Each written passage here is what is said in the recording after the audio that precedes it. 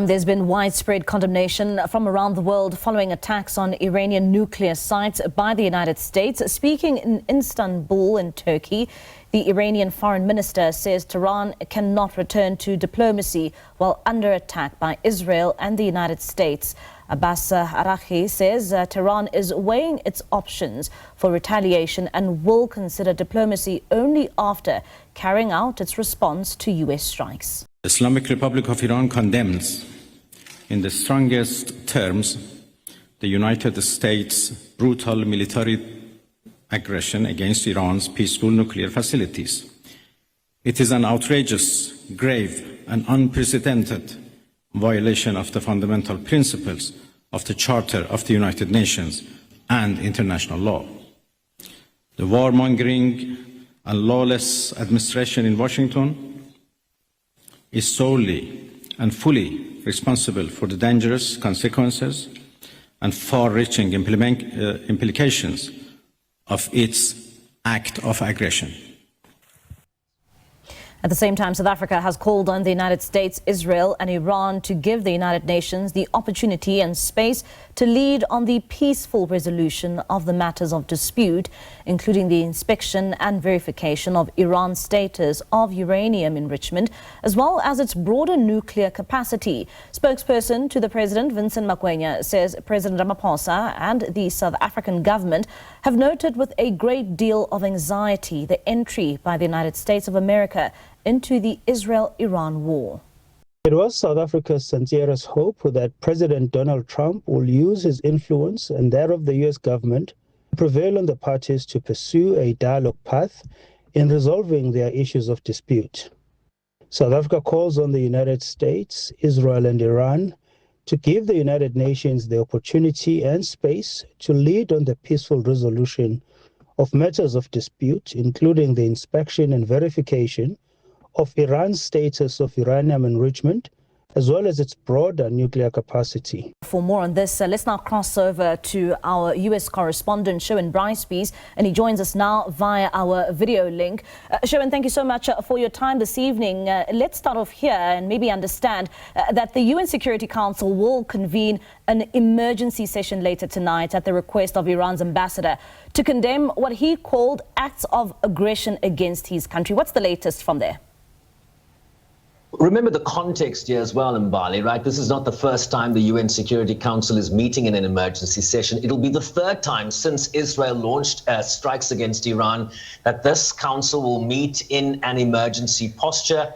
And one imagines, again, just to ventilate the different national positions. They'll likely hear from a senior UN official about what the circumstances that are developing on the ground are. They will probably hear from the official from the International Atomic Energy Agency as to the radiation risks given the strikes against nuclear facilities. Let me just preface that by saying that the IAEA has confirmed that there has been no increase in off-site radiation levels that have been reported at this time following the three strikes by the United States against nuclear facilities in Iran. But I think the broad takeaway is that this council is hamstrung by its current opposition. The United States is a belligerent now in this conflict. It holds veto power in the Security Council. So in terms of a diplomatic off-ramp or where we might go from here, yes, council members will articulate their positions. But in terms of the U.S. holding veto power, similar to the Russia-Ukraine a war where the Russians were able to block a council consensus, the United States here is a strong supporter of Israel. And so don't expect a product from the UN Security Council. This is diplomatic performance theater, if you will. You'll hear what people think about the situation. There'll be condemnation. There'll be calls for de-escalation. But in terms of the UN Security Council demanding certain actions from the protagonists in this conflict, I think you should lower your expectations. And I mean, Sherwin, the big question now remains if and how, Iran will respond. I mean, the United States president warning against any retaliation, saying it would be met with even greater force. What are you hearing from your end, particularly when it comes to how Iran might respond here?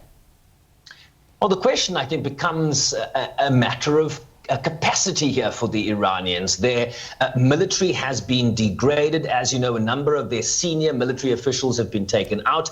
Their political establishment has been degraded. The Ayatollah Ali Khamenei, the supreme leader of Iran, is understood to be hiding in a bunker.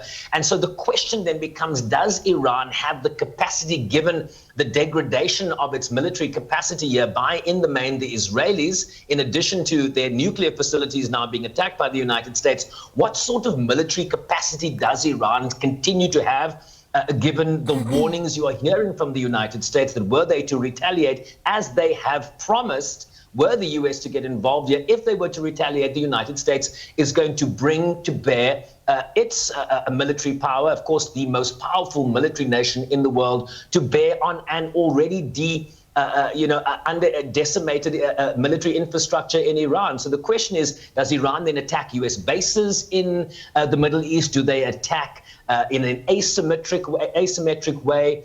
Or do they preface this by saying to the United States in a performative way, look, we are going to do this, choreograph it, tell the United States what to expect, and then similar to how it responded to the Israeli assassination, for example, of Ismail Haniyeh in Tehran, the former political leader of Hamas, it then choreographed its response by attacking Israeli military bases. So, one understands that even the strike by the United States, Mbali, the Iranians had a heads up from the United States that this attack was coming. So we also understand that they had some time to move some of their nuclear materials away from the Fordow site. We understand satellite images showed a number of big trucks there 2 days up to the US strike.